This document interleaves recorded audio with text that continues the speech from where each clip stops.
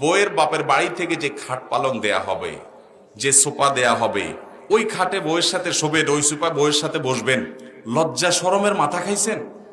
একটা মেয়ে জন্মের পর থেকে বড় হওয়া পর্যন্ত লক্ষ লক্ষ টাকা ইনভেস্ট করে তার মা বাবা তাকে মানুষ করে, ঠিক না বেঠিক? এরপরে আপনি যায়া সে মেয়েটা, আস্ত মেয়েটা তুলে নিয়ে আসতেছেন। আপনি শ্বশুর মশাইকে সারা জীবন শুকরিয়া জানানো উচিত যে আব্বাজান পড়ালেখা করেছেন আপনি, সার্ভিস দিচ্ছে আমার বাসায়, বড় করেছেন আপনি, সার্ভিস দিচ্ছেন আমার বাসায়, সবকিছু আপনি তাকে রেডি করে দিয়েছেন, লক্ষ লক্ষ টাকা ইনভেস্ট করছেন, আস্ত মেয়েটা তুলে নিয়ে আসলাম। সারা জীবন শ্বশুরের কাছে আপনি অবনত থাকবেন, সেটা না করে উল্টা বরং শ্বশুর বলতেছেন মেয়ে দিচ্ছেন, ভালো কথার সাথে খাট পালাঙ্গ দেন। এটার চাইতে বড় জুলুম আরেকটা হতে পারে? এই যৌতুকের অভিশাপ থেকে আমরা আমাদের দেশটাকে মুক্ত দেব তো ইনশাআল্লাহ?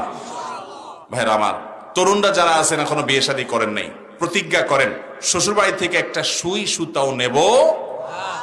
প্রতিজ্ঞা করবেন তো ইনশাআল্লাহ? যে সমস্ত যুবকরা এখনো বিয়ে করেন নাই, প্রতিজ্ঞা করেছেন, হাত তোলেন দেখি।